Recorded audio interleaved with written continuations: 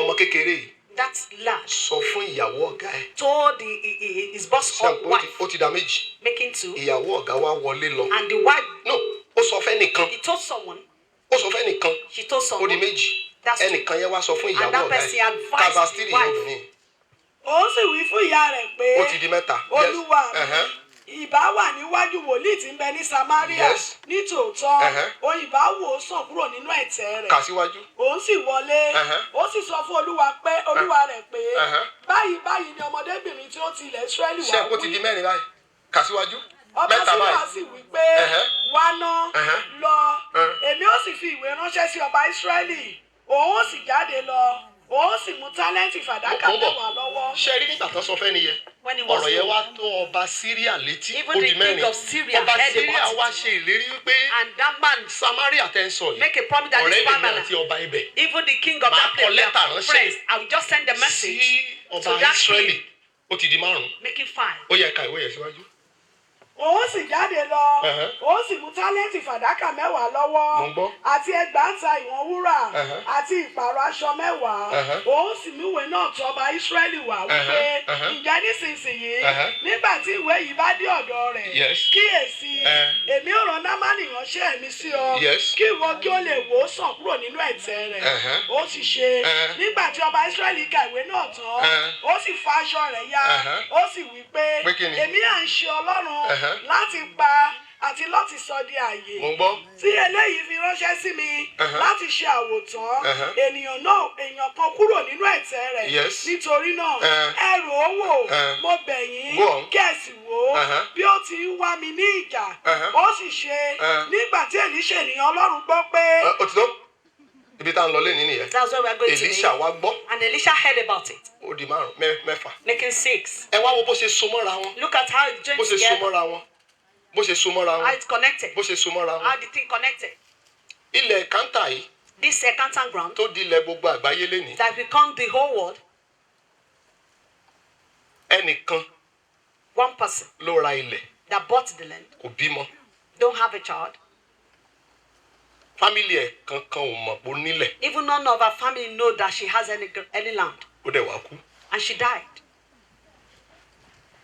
nígbà tí wọ́n wá ń tú ilé ẹ̀ And so when they are now, náà wá rí the rìsíìtì house. kó ra ilẹ̀ they saw the receipt of the land, rìsíìtì kó ra ilẹ̀ the receipt. ní tí ẹ̀ mọ iye tó wà ní rìsíìtì bóyá 6,000 or 3,000 wọ́n wá wò á ó nílẹ̀ That she has wọ́n a wá land, fi rìsíìtì yẹn tírèsì fámìlì and they use that receipt to trace the family ilẹ̀ kan tó wà lókè níbí of one land there. ilẹ̀ yẹn ló ti ilé bàbá oníkòkò níbí That's that land Ìgbà tí wọ́n wá beside us here. débẹ̀, When they got there, tán tírèsì ẹ̀ And they traced it. wọ́n wá kọ̀ǹfà pé òótọ́ ni and they confirmed that it's true, àbúrò wọn yẹn ra ilẹ̀ that their own sister bought a land.